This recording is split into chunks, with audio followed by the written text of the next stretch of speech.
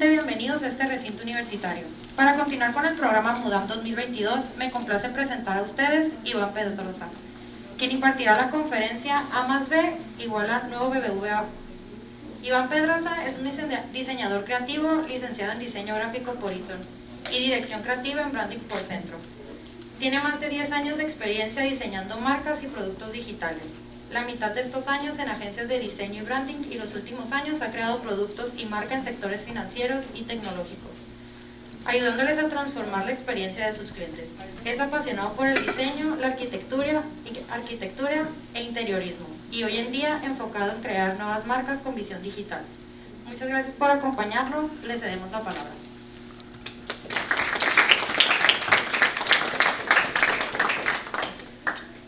Hola, gracias por la invitación y por la presentación también.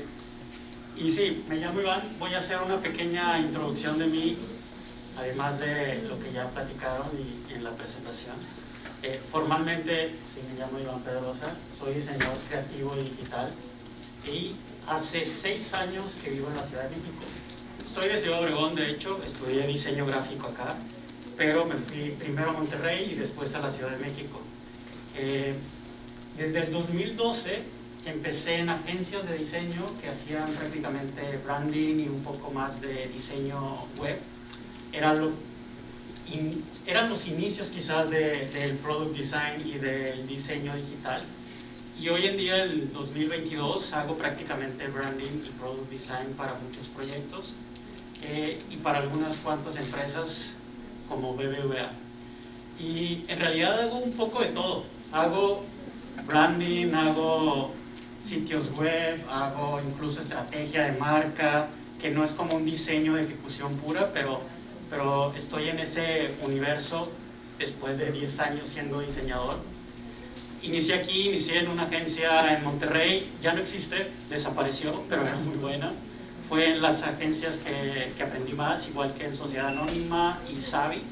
Son agencias de branding puro, de aquellas agencias que hacen como un branding para un restaurante o para un estudio de arquitectura, etcétera, etcétera. Y después brinqué a BBVA. Aquí me metí completamente al diseño digital, más adelante se los explico bien, pero de hacer marcas de restaurantes o marcas de producto, terminé en un corporativo de 3,000 empleados, compartiendo con 180 diseñadores en su equipo de diseño. Después me fui a GBM y actualmente en Fondeador. Y bueno, el chiste de hoy es platicarles un poco de este proyecto, que fue quizás el proyecto que como profesional me cambió, digamos, mi visión de diseñador. Por muchas cuestiones que se los voy a ir mostrando, pero principalmente fue meterme en lleno a un proyecto macro que implicaba un rediseño y que implicaba una transformación digital pues del banco, que todos sabemos que BBVA antes era banco. Solamente para ilustrarles un poco, me gustaría que vieran el siguiente video. No creo que se escuche el audio, pero es un poco lo que se trabajó.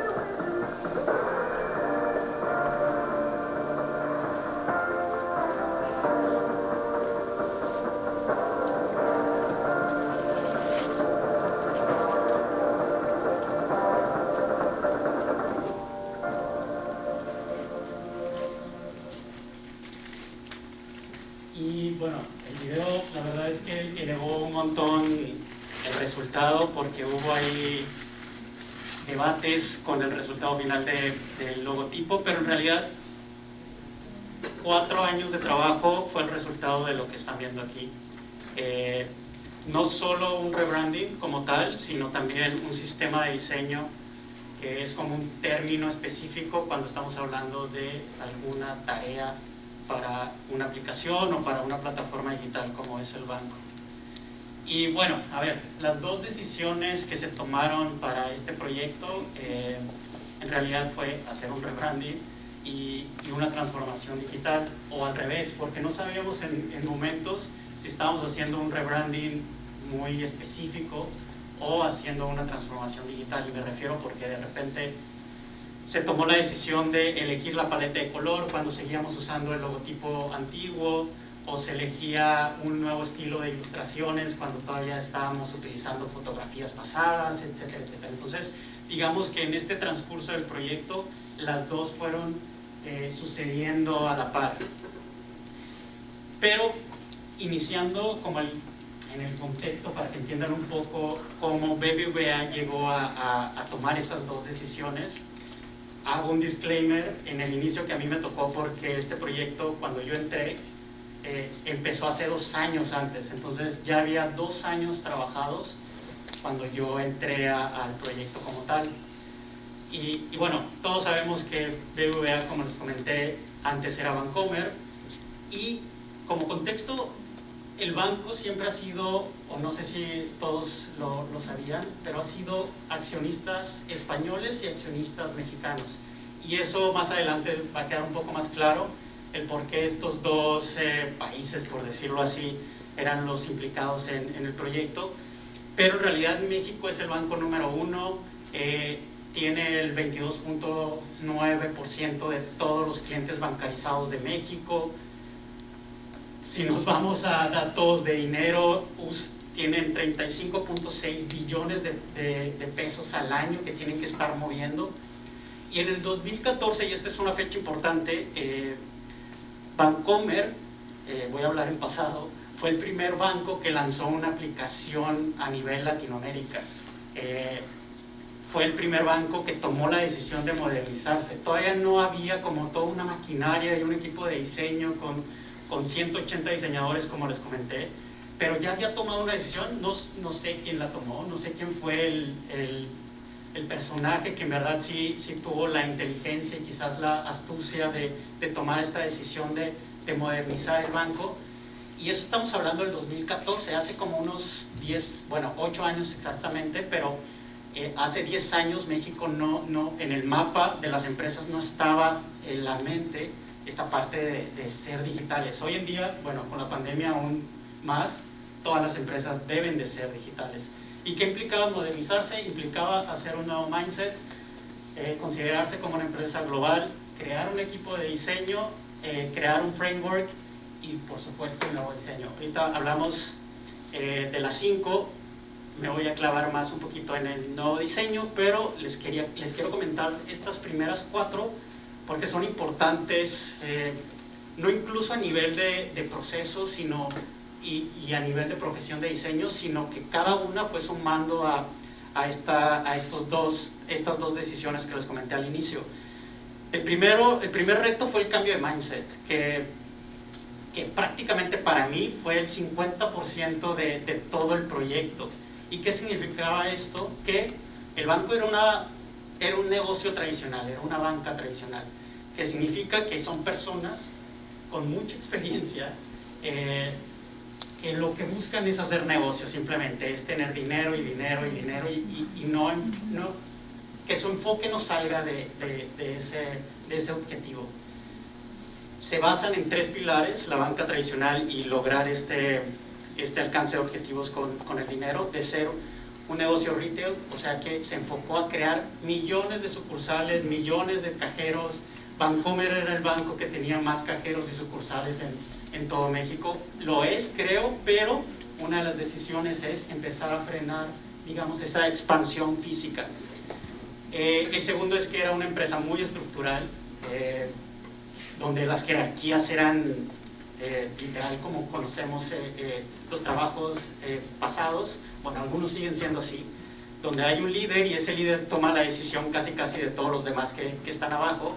Y el segundo es que es un negocio centrado pues en eso, en negocio. Lo que buscábamos era cambiar perspectiva y les quiero compartir una anécdota muy rápida. Cuando yo entré mis primeros meses al trabajo, me tocó ir a una sesión, a una junta con estos empresarios. Bueno, no son empresarios, más bien eran contadores, abogados, personas con mucha experiencia. Y llegamos yo y mi jefe en ese momento, Jonathan, incluso mucho más jóvenes, vistiendo prácticamente así, cuando ellos traían corbata, saco, y en verdad yo sentí una pequeña crítica a mi persona, y fue un reto como muy muy fuerte, porque no nos creían, no nos tomaban en cuenta, y quizás a muchos de ustedes les va a pasar al inicio. Lo importante es siempre estar conscientes que tienes que primero respetar el lugar de la otra persona y sí tomar todo lo que ellos te pueden compartir, pero sobre todo sí tener una especie, o ir construyendo una especie de seguridad hacia tu profesión. Fue difícil, no fue fácil, pero al final lo que teníamos que lograr era esto: cambiar el enfoque de negocio al enfoque de centralizarnos en el usuario o en el cliente. Hay otro término que se usa, que es diseño centrado en el cliente. En este caso es diseño centrado en el usuario. ¿Por qué? Porque el banco, su objetivo era construir una plataforma y que todas sus operaciones fueran a partir de una usabilidad, o sea, una aplicación, una página web, etcétera, etcétera. Ya no era la sucursal, ya no eran los cajeros, etcétera, etcétera. ¿Qué implicaba ese mindset? Muy rápido: cambiar la estrategia a una centrada en el usuario o cliente, eliminar las barreras entre los departamentos, asumir nuevos modelos de negocio, construir una arquitectura de tecnología de información abierta y agilizar la planificación a partir de la innovación. No me voy a clavar mucho en esto porque creo que es más una cuestión de líneas de negocio y todo lo que, digamos, tras bambalinas tenían que hacer, otros perfiles. Pero ese fue el primer reto y lo logramos. En realidad creo que lo logramos. Fue difícil, no fue fácil, y tampoco quiere decir que con este logro los otros demás retos que vamos a hablar no hubieron fricciones, pero en este caso lo logramos. No sé si fue como un mandato de nosotros haberlo logrado con el convencimiento, o el director dueño del banco dijo a todas estas personas con mucha experiencia que ahora se tienen que hacer a un lado y tiene que llegar, digamos, esta transformación digital.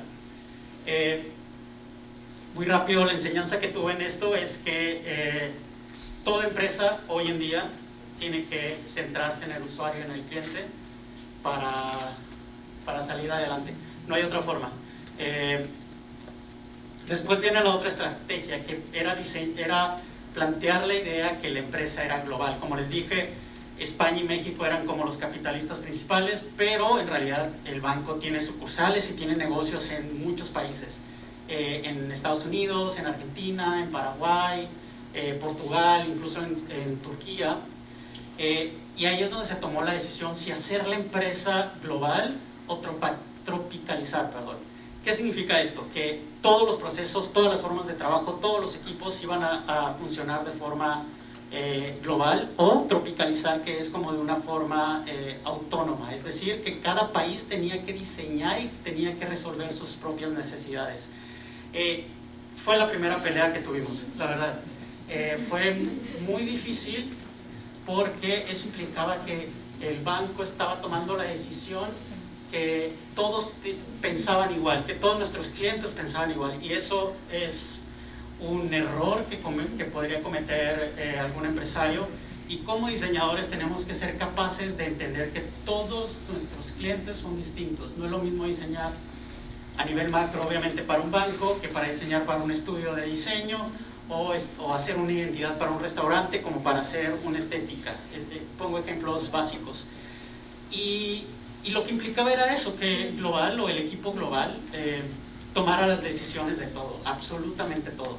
A México eso no le convenía, la verdad. No sé si Perú o Brasil también tomaron como una posición de decir no, no queremos hacer eso.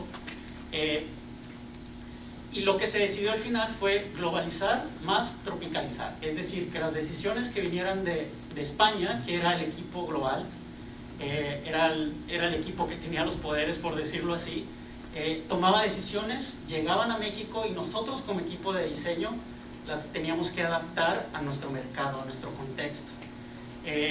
Y nos hicimos buenos amigos. La verdad es que trabajar con España fue una de las experiencias como más enriquecedoras, sobre todo por toda la experiencia que tenían ellos.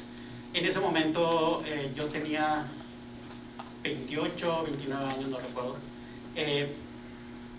Y ellos eran personas quizás de 35, 36, casi 40 años siendo diseñadores. O sea, yo tenía quizás 5 años de experiencia y ellos ya tenían 10, 15 años de experiencia. Y eso fue en verdad muy, muy enriquecedor. El punto fue que hoy en día el banco, o más bien el equipo mexicano, tiene mucho más poder de decisión que el global. Eso tiene que suceder. No puedes diseñar un producto que esté como separado del contexto de los clientes. Y ese fue el segundo aprendizaje. Hay que entender que nuestros clientes usuarios tienen realidades y contextos distintos. Nunca son iguales. Ni el cliente de Ciudad Obregón es igual al cliente de Ciudad de México, ni el cliente de Ciudad de México es igual a los clientes de Nueva York. Eso es importante de tener en cuenta. La tercera fue crear ahora sí un equipo de diseño, que es donde entro yo. Yo entré al equipo de diseño, éramos 2 diseñadores gráficos en el 2016, cuando todo el equipo eran 20 personas. 2 de esas personas éramos nosotros como diseñadores y todos los demás eran roles distintos. Pero en 2 años ese equipo se hizo 120 personas y en 2 años más ese equipo se hizo en 180 personas. Hoy en día, porque hace 2 años que no estoy en el banco, ya no sé cuántos sean, quizás sean 200 personas, no lo sé, pero es un ejército inmenso de diseñadores, porque bueno, también la aplicación y todos los servicios del banco son muchos. Y eso implicaba que yo, siendo diseñador visual en ese caso, tenía que interactuar con todos estos perfiles que ven ahí. Y son perfiles de diseño. Quizás, no sé si todos acá están estudiando diseño gráfico como tal, o si hay de otras carreras, o si en específico la carrera no es diseño gráfico, sino son con otros perfiles también. Pero yo descubrí todo este universo de diseñadores, que cada uno era especialista en lo que hacía. Y eso fue como lo enriquecedor también del proyecto, porque entender que cada uno tenga sus propios skills y que puedas aprender de ellos, pues te hace crecer un poco como profesionista. Bueno, en mi experiencia así fue. Entra la curiosidad y entra la colaboración, y ahí fue donde internamente se tuvo que tomar la decisión de crear equipos de trabajo y crear un framework. ¿Para qué? Pues para que funcionaran 180 personas. Bueno, en ese momento 120 personas. ¿Y qué quiere decir eso? Que había equipos de diseño, que éramos nosotros, que éramos los jóvenes que estábamos tratando de ser disruptivos y tratar de cambiar la banca tradicional y llegar y moverles casi los procesos que los de business tenían con sus 30 años de experiencia, 25 años de experiencia. Y teníamos que colaborar porque al final lo que ellos hacían antes en papel y en sucursal, nosotros lo teníamos que hacer en una aplicación.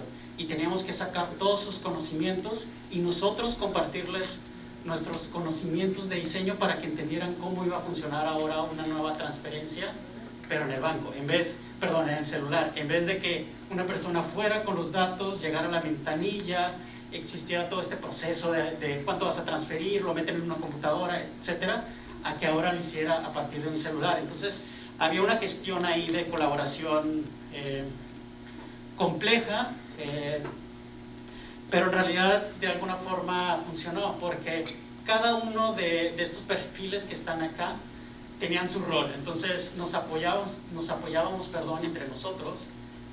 Ahí fue donde fui descubriendo que un motion graphic, bueno, eso es muy obvio, pero podría apoyar un montón en la experiencia en cuanto a que cuando abriera la aplicación, con un simple gesto de movimiento ya captabas la atención, o si el UX tenía que chutarse un wireframe, por decirlo así, de cómo se tenían que ver las pantallas y todos los botones. Bueno, era un trabajo colaborativo que la verdad es que fue difícil al inicio, pero al final cuando nos convertimos en 120 personas, pues cada uno tenía una tarea muy específica y los resultados se fueron dando poco a poco. Y aquí aprendí eso, aprendí que el diseñador debe ser especialista y debe ser colaborativo. Aquí me voy a detener un poco porque muchas de las profesiones, incluso cuando las estás estudiando, venden esta idea de ser multidisciplinarios y de conocer un montón de todos los skills que tienes que desarrollar como profesionista. No es que esté en contra, pero creo que siendo especialista vas a hacer mejor lo que más te gusta hacer. No sé si eso estuvo bien dicho, pero es súper importante que aquello que te apasione te dediques 100% a eso. No está mal que un diseñador haga ilustración, incluso haga desarrollo, diseñe branding, no está mal, pero si solamente haces ilustración, por decirlo así, créanme que dos cosas: vas a mejorar cada día y vas a ser un experto en esa línea. Y segundo, y vámonos a un lado un poco más visceral, por decirlo así, vas a ganar más. Un diseñador especialista de UI, por decirlo así, puede estar ganando el doble, o el triple que un diseñador gráfico. No sé si todos sepan qué es UI, pero es el diseñador que hace estas interfaces. Y colaborativo porque es importante que entienda también la profesión y las realidades del profesionista con el que está colaborando. Ya no con el cliente, sino está colaborando con un desarrollador y tiene que aprender de qué va su profesión. Está colaborando con un contador y tiene que aprender de alguna forma de qué va esa parte. Después viene el framework. Esta es la última parte, digámoslo, antes de llegar al cambio radical de diseño. ¿Qué es un framework? Creo que todos conocemos que hay diseño, son los dos más clásicos ahora, y hay diseños audiovisuales, hay diseño de eventos, hay diseño de muchas cosas. Pero creo que siendo diseñadores conocemos la parte de más gráficos, el diseño de producto, servicio, que es el producto físico, o el de experiencia y producto digital, que va enfocado a sacar algo o un flujo o una aplicación hacia el usuario. El proceso, que no sé si aún lo estén enseñando como tal, pero creo que es muy básico y funciona, que es este proceso que quizás la gran mayoría conocemos, que es hacer un brief, conceptualizar, propuestas, imprimir, hacer incluso en momentos una instalación y después la entrega.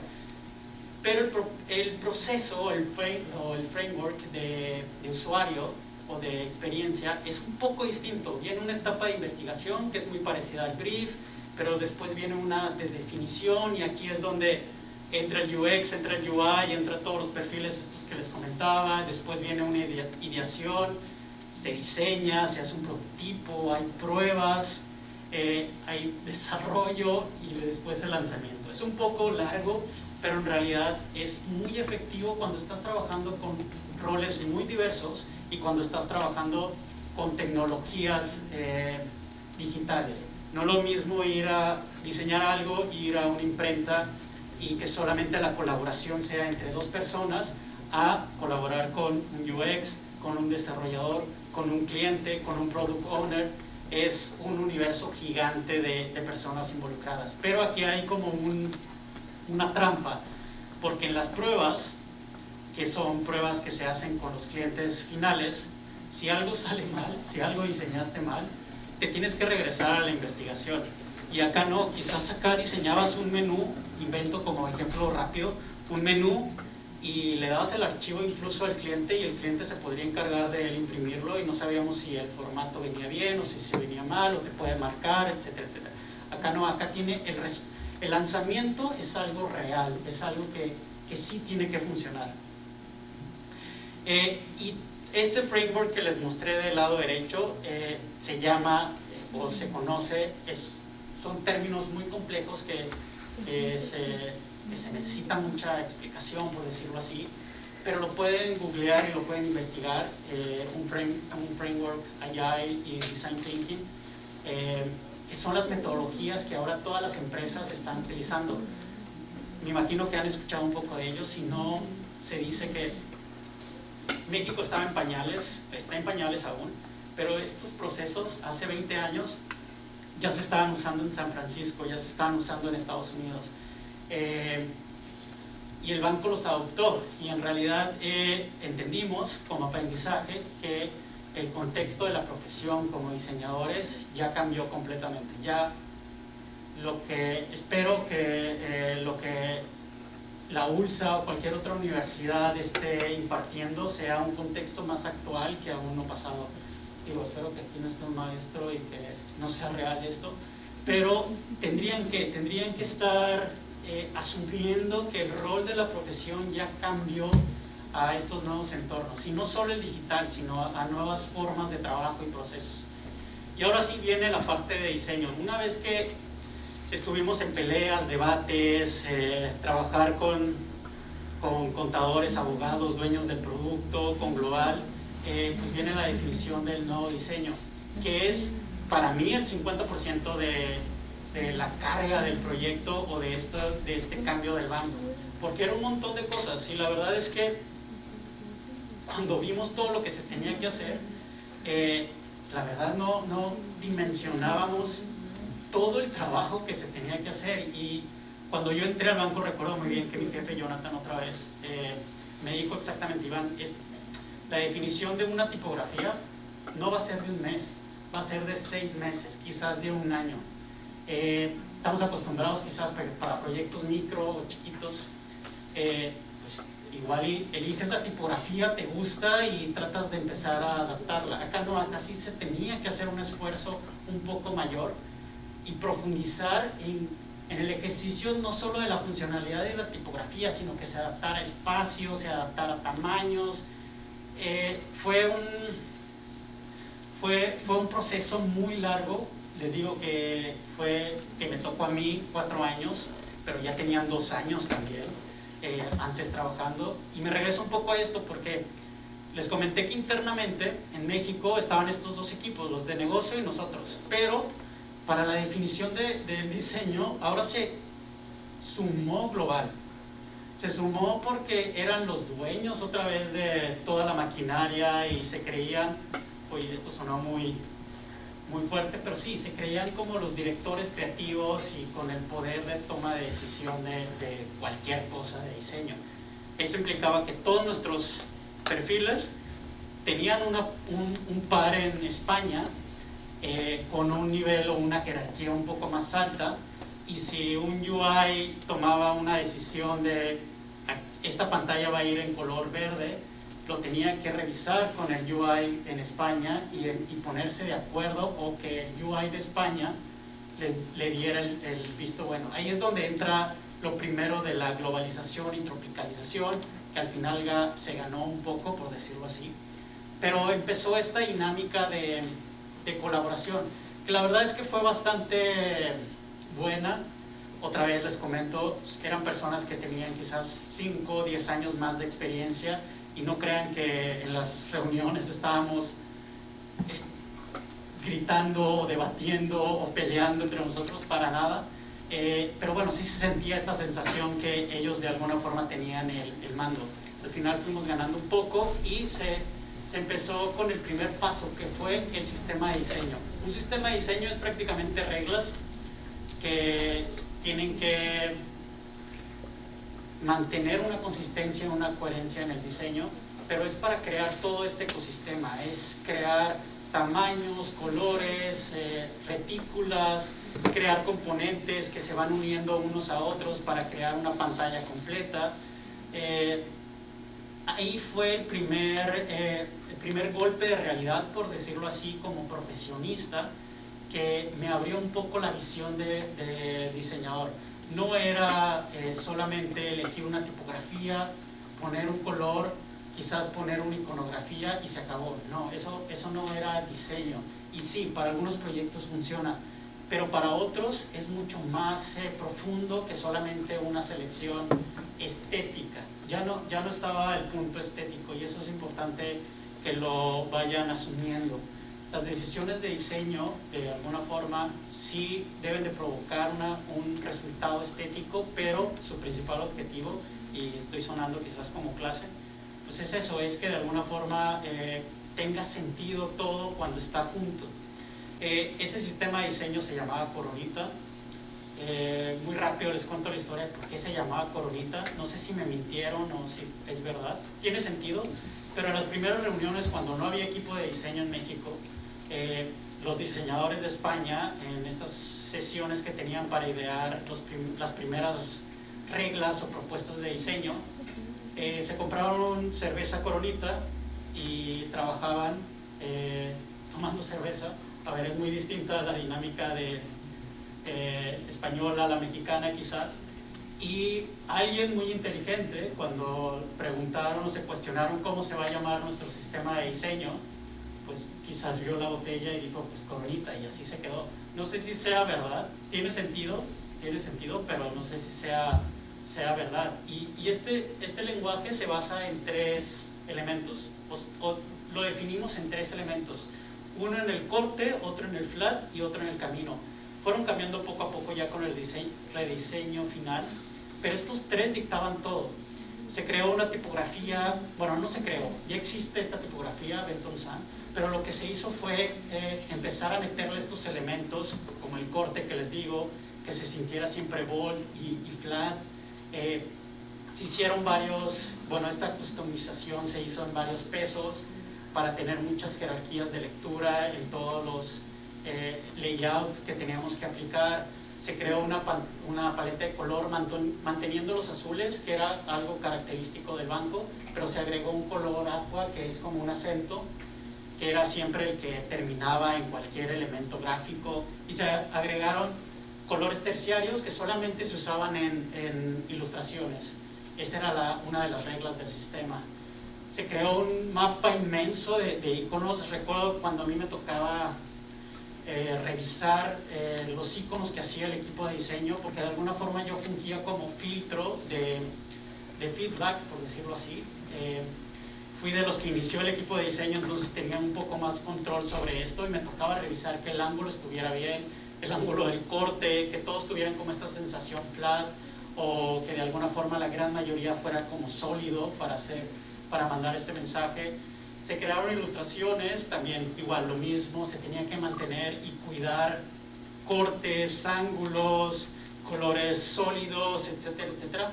La gran mayoría es que, la verdad, estos en particular, había una ilustradora en España que era la que se encargaba de hacer esto. Muy pocas veces México tuvo control o poder, digámoslo así, para bajar o conceptualizar una ilustración, pero era importante colaborar con ellos. También entró aquí el papel del motion graphic, porque parte de la dinámica o de lo que se tenía que lograr era mostrar datos de una forma mucho más moderna, más innovadora, y aquí es donde entró el papel de diseñador como motion graphic. Y obviamente se hizo un set de fotografía muy amplio. Estas fotografías son para España, se hicieron específicamente para España. La intención es que en México también se hiciera una sesión, no se logró. Lo que hicimos nosotros acá en México fue comprar fotografías, porque obviamente este estilo de vida o incluso fenotipo, que es prácticamente cómo se ven las personas, no empataba con la realidad mexicana, por decirlo así. Y al final nos dimos cuenta que estábamos construyendo todo el ecosistema poco a poco, con el motion graphic, con las tipografías, con las ilustraciones, con principios de diseño que no los toqué en este momento, pero son una cuestión un poco más hacia el equipo de negocio o proyección y visión de la empresa.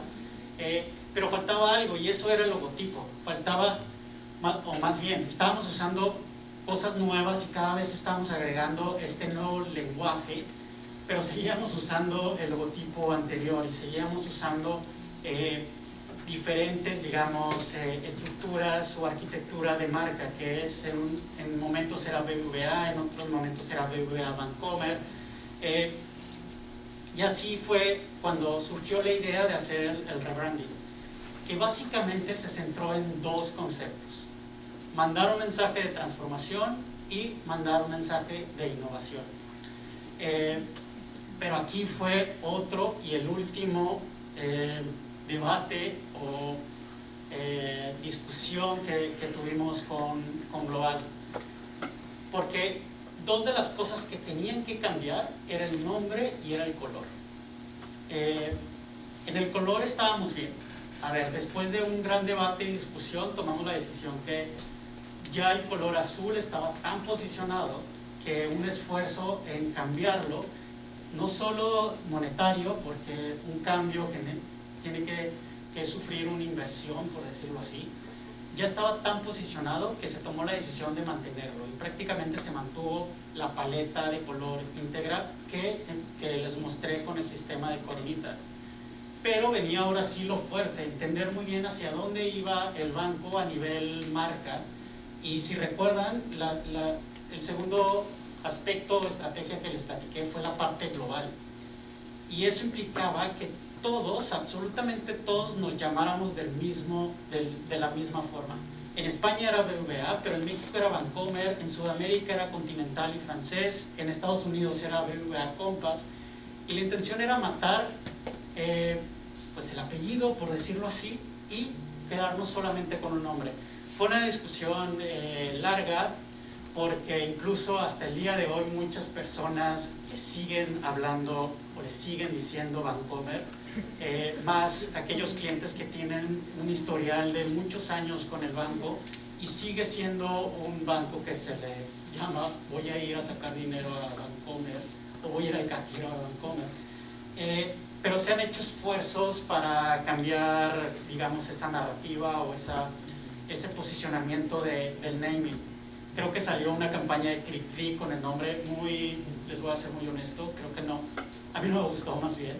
También salió una campaña de Plastilina Moch, que no sé si ustedes los conozcan, pero bueno, se han hecho esfuerzos para que las personas dejen de decir Bancomer y ahora se adecúen a BBVA. Pero en ese inter del proyecto del rediseño hubo sesiones. La verdad es que yo me siento muy afortunado quizás, o privilegiado es la palabra, porque de todos los integrantes del equipo que estuvieron inmersos en el proyecto, yo era el único del equipo de México que estaba en el proyecto. Había otro chico de Estados Unidos, estaba todo el equipo de España y yo era el único que estaba en México. Y fue, la verdad, como les dije al inicio, fue un proyecto que profesionalmente me cambió en visión, en skills, en proyección, digamos, hacia donde como profesionista quería llegar. Y estas son un poco de las sesiones que estuvimos haciendo. Me tocó ir 3 veces a España, no solo para este proyecto, sino también para la construcción del lenguaje en Coronita, y eso también creo que fui afortunado incluso de tener como de persona, compartirles esta experiencia porque la viví, estuve ahí con ellos. Ellos eran los chicos españoles, chico de playera blanca era el chico de Estados Unidos, y aquí en particular, espero que no se escuche muy egocentrista, pero si alcanzan a ver en estas primeras 2 imágenes, estas imágenes que están al lado derecho, que es como el sol, las escaleras, esas fueron propuestas de concepto que salió del equipo mexicano. A pesar de que yo era el único involucrado en el proyecto, al final tenía un apoyo con mi director creativo y tenía un apoyo con Julián, un compañero que era lead de diseño, y estuvimos debatiendo un poco de hacia dónde debería ir el rebranding. Y una de las cuestiones era conservar esta analogía o este recurso o esta metáfora del sol, que era transmitir esta sensación de amanecer, esta sensación de nuevas oportunidades. Incluso el tagline del banco es creando oportunidades, y quisimos crear un storytelling a partir de esa historia del amanecer. Y la otra fueron las escaleras, que era como subir, como alcanzar algo, como llegar a esa meta, y en realidad esas 2 decisiones o esos 2 conceptos quedaron como decisiones de diseño. fueron las dos que se utilizaron para al final bajar todo el concepto a nivel ya gráfica, que una fue la luz y la otra fue la elevación, que prácticamente es lo que les comenté. Y ahí fue donde nació el primer recurso del rebranding, que es no sé si lo han visto, pero es este destello que tiene este ángulo, incluso se conecta con el corte que les comentaba de los elementos core del mismo lenguaje. Y todo eso va conectando un poco en estrategia y no solo a nivel storytelling visual, que es prácticamente consistencia y coherencia de todos los elementos gráficos, sino de mandar y de conectarlos otra vez a un ecosistema. Se agregó el nuevo logo y todos los elementos que les compartí y les expliqué anteriormente, con las tipografías, los colores, el detalle de la luz, la fotografía que también tenía que mandar esta sensación de amanecer o de proyección hacia la luz del sol, etcétera, etcétera. Todo eso nos dio pues herramientas o reglas, manuales incluso de motion graphic, de manuales tipográficos, manuales de marca, para llegar a esto, para llegar a una consistencia donde puedes ver elementos dispersos, incluso piezas gráficas muy distintas a nivel offline, que son panorámicos quizás, o piezas online que son estas pantallas, incluso las tarjetas, donde aquí se puede ver el camino.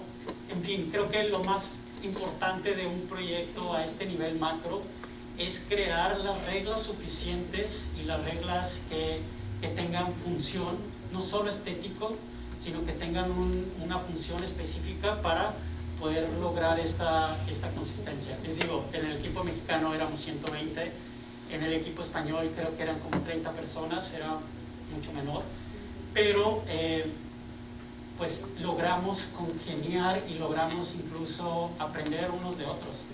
Fue muy difícil, la verdad es que fue muy difícil porque hubo juntas a las 5 de la mañana. Yo me tenía que levantar a las 5 de la mañana, obviamente por los horarios de España y México, que yo no prendía la cámara ahora que, bueno, no sé si a ustedes los obligan a prender la cámara, me imagino que sí. Pero yo la verdad es que no prendía la cámara porque eran las 5 de la mañana. Pero aprendí mucho del proyecto, aprendí mucho de la realidad como profesionista de diseño y el alcance que tenemos como diseñadores, no solo a conseguir resultados gráficos, sino a cambiar, digamos, mindset o cambiar procesos. Cosas que aprendí, digamos, del proyecto y que me gustaría que se llevaran de alguna forma de esta plática, es que deben de integrar a su vocabulario y a su profesión este concepto del diseño centrado al usuario. Ya no hay otra forma de... Bueno, estoy viendo muy visceral, claro que lo hay, eso no quiere decir que un proyecto de branding de un restaurante tenga que aplicar una aplicación o tenga que realizar algo, pero los proyectos o las empresas ahora tienen que apostarle a esto, escuchar al cliente, a la última persona que va a utilizar tu diseño. O sea, centrado en el usuario centrado en el cliente no quiere decir que es la persona que va a poner el restaurante, es la persona que va a ir a comer en ese restaurante. Muchas veces a mí me pasaba que en el brief yo entrevistaba al dueño del restaurante. Y sí, tiene razón un poco, porque es el que tiene la visión de cómo quiere que funcione su restaurante, cómo quiere que se vea su restaurante. Pero en realidad para muchas cosas, para un menú quizás, si estamos inventando que el menú tiene que ser de madera o qué sé yo, quizás a los clientes eso no les funcione o se les haga muy pesado. Quizás estoy siendo muy catastrófico, pero se les haga muy pesado, no se les haga útil, no se les haga funcional, etcétera, etcétera. Pero a lo mejor el dueño le encantó la idea, pero eso no es la realidad. Para que el diseño sea funcional y estético aparte, tiene que estar validado, por decirlo así, por el usuario final o por el cliente final. El segundo, y debe ser el paso inicial de cualquier diseño, es la investigación. Que es un poco el brief, sí lo es, pero es mucho más profundo. No teman a preguntar algo tan básico como de a qué edad son tus clientes, y si les dice 18 a 25 años, que puedan ir con sus amigos, conocidos o el que sea que tenga esa edad y preguntarles su referencia a través de ese segmento de personas o de clientes. O sea, es profundizar al máximo en la parte de investigación. Obviamente va a depender mucho de los proyectos, si es un proyecto pequeño o grande, pero es súper importante este paso. El segundo es convertirse en un especialista, como se los había dicho. No está nada mal ser multidisciplinario, pero en experiencia propia es mucho mejor aprender a hacer lo que sabemos hacer. Faltaban varios ahí. Creo que uno era pensar siempre en digital. A ver, Andreas, creo que no. Si te regresas al keynote abajito. Sí. Ahí está. Bueno, el ser especialista, el penúltimo es colaborar. Creo que no se cierren a colaborar o a centralizar sus ideas ustedes solos en elaborar un proyecto a nivel individual. Nuevamente, va a depender mucho del proyecto, pero si tienen un ilustrador, colaboren con él. Si tienen un amigo que es UX, puedan colaborar con él y que les pase sus conocimientos. También el aprendizaje empírico no está nada malo. Si no sé hacer UX y me meto a estudiar y aprenderlo, funciona perfectamente. Pero si tienes a un compañero, un profesionista que ya tenga esa realidad como profesión, va a ser, incluso a nivel contactos y a nivel relaciones, les va a ayudar mucho. Y lo último, lo que les comentaba es, como diseñadores hay que pensar en digital. No, por ahora todo indica que vamos hacia allá. Me estoy yendo muy al futuro. Bueno, no al futuro porque ya lo lanzaron, pero seguramente todas las tiendas ahora van a ser a partir de una puerta en el metaverso de Facebook para comprar un par de tenis y te va a llegar a tu casa. Entonces ya no vamos a necesitar hacer una bolsa, bueno, igual sí que te lo mando a la paquetería obviamente, pero ya no vamos a necesitar hacer toda la experiencia retail.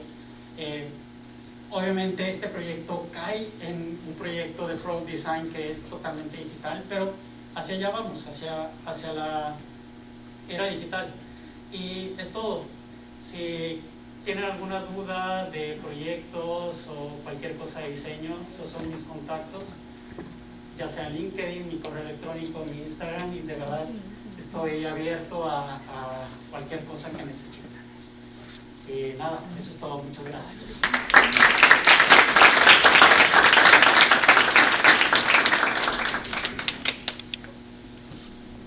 Pues a continuación tenemos un espacio para responder las preguntas. Entonces, si quiere hacer una pregunta, levante la mano.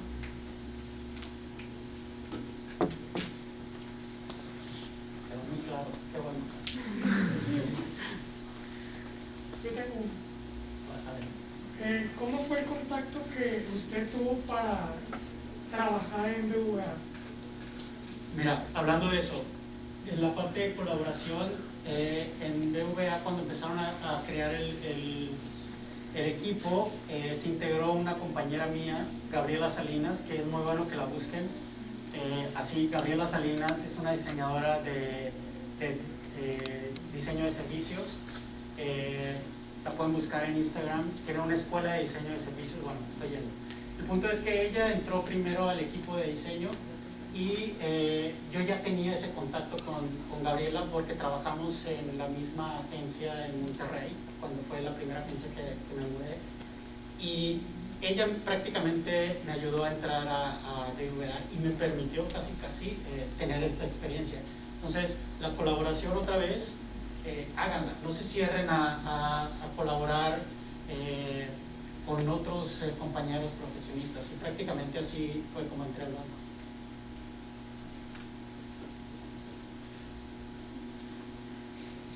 ¿Sí? Yo tengo dos preguntas. La primera es, ¿qué fue lo más difícil que se te hizo del cambio de, o sea, de que fueran dos y luego que se pasara a muchísimos más. Y la segunda es, ¿qué tanto piensas tú que tenemos que aprender sobre negocios como para implementarlo al diseño que vamos a hacer próximamente en empresas grandes como BBVA? Claro. Lo más difícil creo que fue adaptarme a convertirme, digamos, en una pieza de dirección, por decirlo así. No llegué a ser director de diseño para nada, pero al ser el único integrante de esas dos personas y después estar en los 120, como dices, me tocó tomar el rol de lead o de manager de diseño un poco, y tenía que hacer el feedback y, digamos, aprenderme de alguna forma todo el sistema que les mostré, aprender que llevaba ese ángulo, aprender todos los valores de los colores, y cuando llegaba un diseñador junior me tocaba ser ese perfil un poco más senior y manager para darles feedback y irlos conduciendo no solo a cerrar la tarea de diseño y mantener la calidad, el cuidado del detalle, etcétera, etcétera, sino de alguna forma también convertirme como en una especie de guía, porque todos los necesitamos,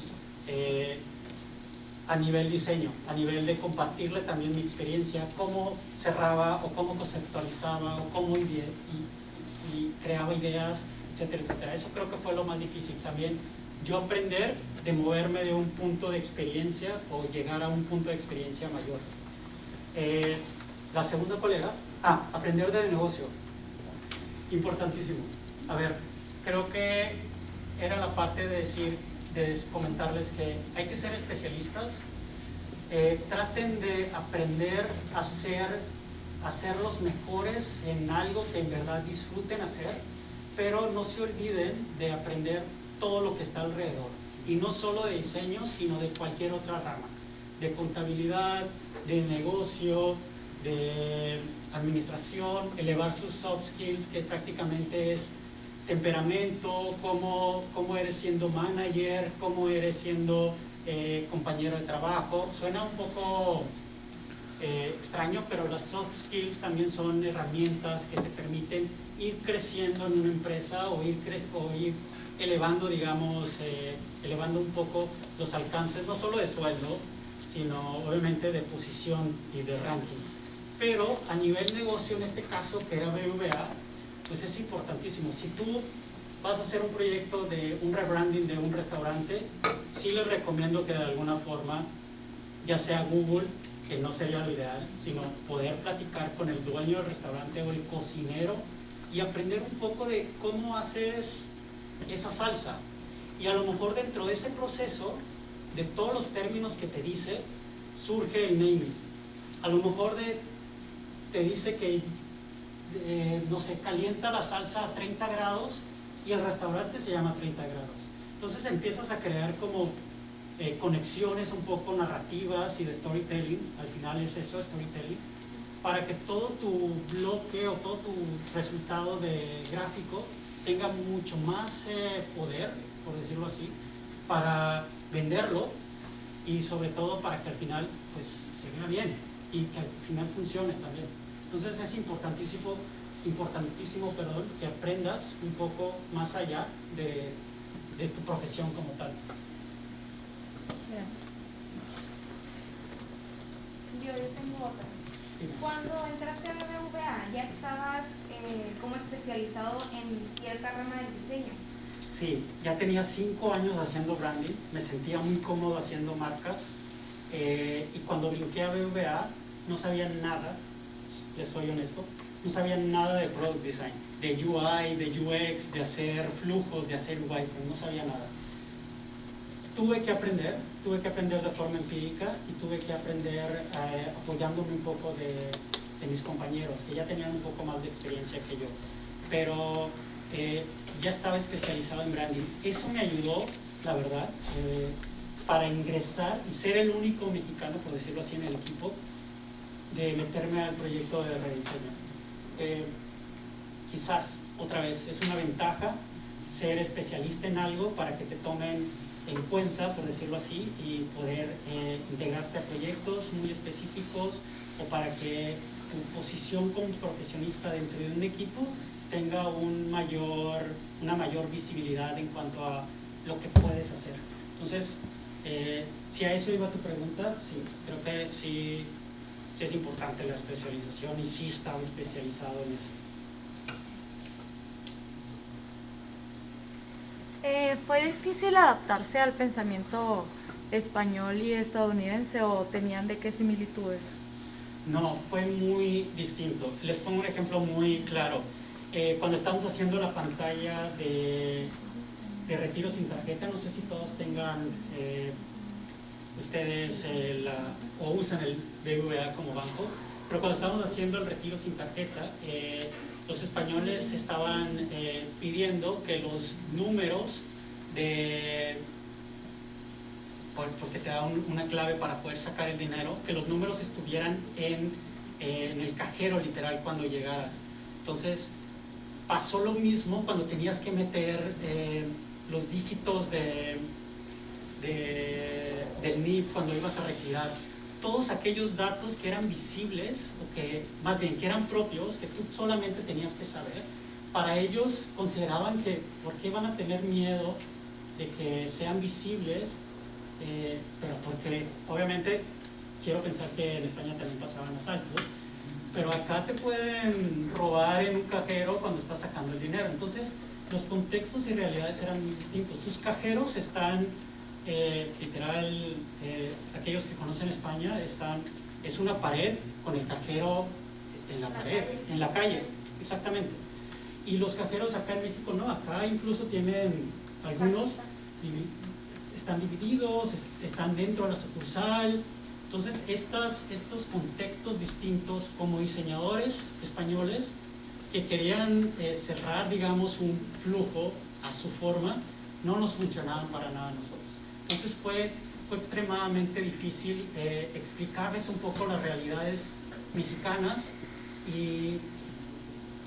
pero a la vez, como les decía, tenían mucho más experiencia que nosotros y a nivel profesional, tienes que bajar este diseño de esta forma, tienes que armar y estructurar el archivo de esta forma, fue un aprendizaje que funcionó bien, pero en el lado de definiciones sí fue demasiado complicado. Gracias. Agradecemos a nuestro invitado por su disponibilidad y sus aportaciones en esta temática. Y como muestra de nuestro agradecimiento y en nombre de nuestras autoridades universitarias, se le hará entrega de un agradecimiento. Gracias. Universidad Nacional Noroeste otorga este agradecimiento a Juan Jesús Pedrosa García por impartir la práctica A+B igual a nuevo BBVA a los estudiantes de la licenciatura en Diseño y Gestión de Marca, llevada a cabo el día viernes 11 de marzo durante el marco del Congreso MUDAM 2020.